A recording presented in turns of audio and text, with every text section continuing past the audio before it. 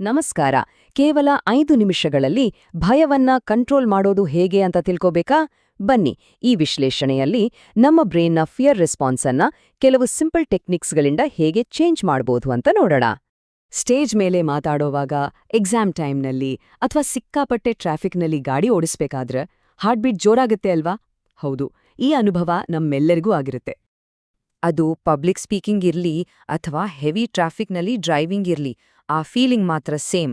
ಕೈ ಬೆವರುತ್ತೆ, ಗಂಟ್ಲು ಒಣಗುತ್ತೆ, ಹೊಟ್ಟೆಲೇನೋ ಒಂಥರ ಆಗುತ್ತೆ ಅಲ್ವಾ? ಇಂಟ್ರೆಸ್ಟಿಂಗ್ ವಿಷಯ ಅಂದ್ರೆ, ನಮ್ಮ ಬ್ರೇನಿಗೆ ಕಾಡಲ್ಲಿ ಒಂದು ಹುಲಿ ಎದುರಿಗೆ ಬಂದಾಗ ಆಗೋ ಫೀಲಿಂಗುಗೂ ಆಫೀಸ್ನಲ್ಲಿ ಒಂದು ಪ್ರೆಸೆಂಟೇಷನ್ ಕೊಡ್ಬೇಕಾದ್ರೆ ಆಗೋ ಫೀಲಿಂಗುಗೂ ವ್ಯತ್ಯಾಸನೇ ಗೊತ್ತಾಗಲ್ಲ. ಎರಡೂ ಸಂದರ್ಭದಲ್ಲೂ ಅದು ಒಂದೇ ಥರದ ಅಲಾರಂ ಸಿಗ್ನಲ್ ಕಳಿಸುತ್ತೆ. ಸೊ, ಈ ಎಲ್ಲ ಭಯದ ರಿಯಾಕ್ಷನ್ಗೆ ಕಾರಣ ಯಾರು ಗೊತ್ತಾ? ಅದು ನಮ್ಮ ಬ್ರೇನ್ನಲ್ಲಿರೋ ಅಮಿಗ್ಡಾಲ. ಇದನ್ನ ನಮ್ಮ ಮೆದುಳಿನ ಪ್ರಾಚೀನ ಅಲಾರ್ಮ್ ಸಿಸ್ಟಮ್ ಅಂತಾನೂ ಕರೀಬೋದು. ಏನಾದ್ರೂ ಡೇಂಜರ್ ಇದೆ ಅಂತ ಅದಕ್ಕೆ ಅನಿಸಿದ ತಕ್ಷಣ ಅದು ಪೂರ್ತಿ ಬಾಡಿನ ಫೈಟ್, ಫ್ಲೈಟ್ ಅಥವಾ ಫ್ರೀಸ್ ಮೋಡ್ಗೆ ರೆಡಿ ಮಾಡ್ಬಿಡುತ್ತೆ. ಹಾಗಾದ್ರೆ ನಮ್ಮ ಬ್ರೇನ್ನಲ್ಲಿರೋ ಈ ಅಲಾರ್ಮ್ ಸಿಸ್ಟಮ್ ನಮ್ಮ ತಲೆ ಒಳಗೆ ಒಂದು ಹಾರರ್ ಸಿನಿಮಾನ ಹೇಗೆ ಕ್ರಿಯೇಟ್ ಮಾಡುತ್ತೆ? ಆ ಮೂಲಕ ನಮ್ಮನ್ನ ಆತಂಕಕ್ಕೆ ಹೇಗೆ ದೂಡುತ್ತೆ?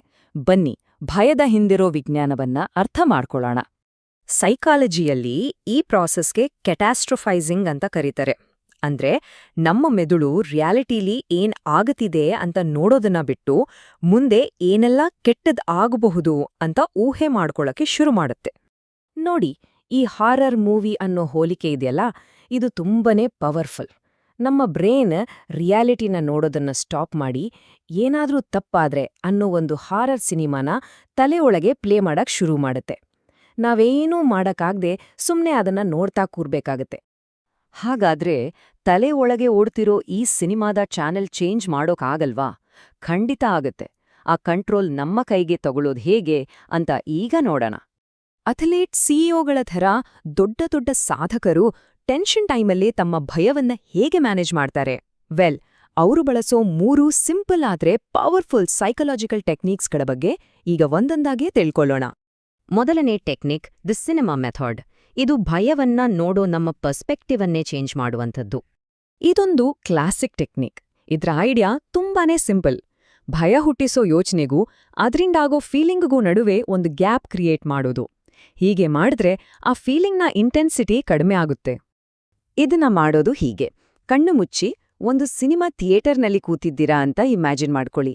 ಭಯ ಹುಟ್ಟಿಸೋ ಆ ಘಟನೆಯನ್ನ ಸ್ಕ್ರೀನ್ ಮೇಲೆ ಒಂದು ಸಣ್ಣ ಬ್ಲ್ಯಾಕ್ ಅಂಡ್ ವೈಟ್ ಸಿನಿಮಾ ಥರ ನೋಡಿ.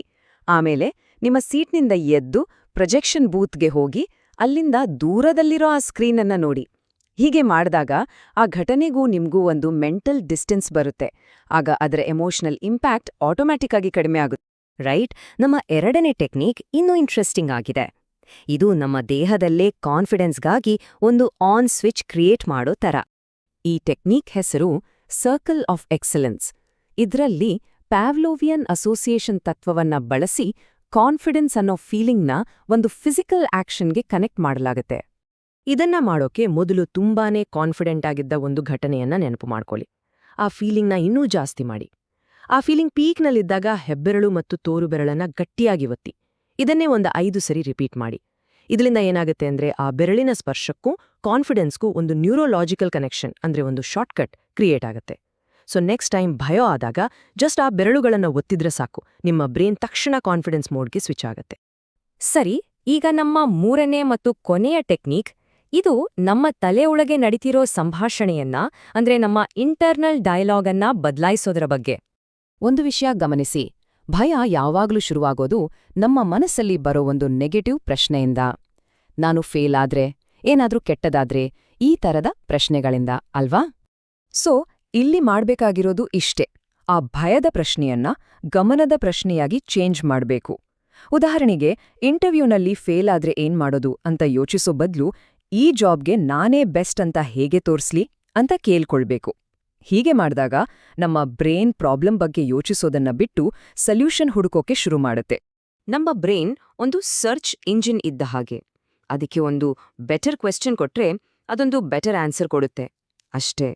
ಹಾಗಾದ್ರೆ ಈ 3 ಟೆಕ್ನಿಕ್ಗಳನ್ನ ಒಟ್ಟಿಗೆ ಬಳಸಿದಾಗ ನಮ್ಮ ಭಯದ ಕಥೆಯಲ್ಲಿ ನಾವು ಕೇವಲ ಆಕ್ಟರ್ ಆಗಿ ಉಳಿಯಲ್ಲ, ಬದಲಿಗೆ ಆ ಇಡೀ ಕಥೆಯ ಡೈರೆಕ್ಟರ್ ಆಗ್ತೀವಿ. ಒಟ್ಟಿನಲ್ಲಿ ಹೇಳೋದಾದ್ರೆ ಈ 3 ಟೆಕ್ನಿಕ್ಗಳು ಒಂದು ಯೂನಿವರ್ಸಲ್ ಟೂಲ್ಕಿಟ್ ಇದ್ದಾಗೆ. ಸಿನಿಮಾ ಮೆಥಡ್ ಎಮೋಷನ್ನಿಂದ ದೂರ ಇಡುತ್ತೆ, ಆಂಕರಿಂಗ್ ಬೇಕಾದಾಗ ಕಾನ್ಫಿಡೆನ್ಸ್ ಕೊಡುತ್ತೆ, ರೀಫ್ರೇಮಿಂಗ್ ಉತ್ತಮ ಪ್ರಶ್ನೆ ಕೇಳೋಕೆ ಸಹಾಯ ಮಾಡುತ್ತೆ. ಇದು ಕೇವಲ ಒಂದು ಭಯಕ್ಕೆ ಅಲ್ಲ, ಲೈಫ್ನ ಯಾವುದೇ ಸಿಚುವೇಶನ್ಗೂ ಹೆಲ್ಪ್ ಆಗುತ್ತೆ. ಇದ್ರಿಂದ ಕಲಿಬೇಕಾದ ಮುಖ್ಯ ಪಾಠ ಏನು ಅಂದ್ರೆ, ಈ ಟೂಲ್ಸ್ ಕೇವಲ ನಮ್ಮನ್ನೊಬ್ಬ ಬೆಟರ್ ಡ್ರೈವರ್ ಅಥವಾ ಸ್ಪೀಕರ್ ಮಾಡೋದಲ್ಲ, ಬದಲಿಗೆ ನಮ್ಮ ಮನಸ್ಸಿನ ಮೇಲೆ ನಮಗೆ ಹಿಡಿತ ಸಿಗೋ ಹಾಗೆ ಮಾಡುತ್ತೆ. ನಾವು ನಮ್ಮ ಮೈಂಡ್ನ ಮಾಸ್ಟರ್ ಆಗ್ಬಹುದು. ಹಾಗಾದ್ರೆ ಕೊನೆಯದಾಗಿ ಒಂದು ಪ್ರಶ್ನೆ. ರಸ್ತೆ ಮೇಲೆ ಹೋಗ್ತಿರ್ಬೇಕಾದ್ರೆ ಹೊಂಡವನ್ನೇ ನೋಡ್ತಾ ಹೋಗ್ತೀರಾ ಅಥವಾ ಮುಂದಿರೋ ಕ್ಲಿಯರ್ ಆದ ದಾರಿಯನ್ನ ನೋಡ್ತೀರಾ? ನೆನ್ಪಿಡಿ, ನಮ್ಮ ಗಮನ ಎಲ್ಲಿರುತ್ತೋ ನಮ್ಮ ಪಯಣವು ಅಲ್ಲಿಗೆ ಸಾಗುತ್ತೆ.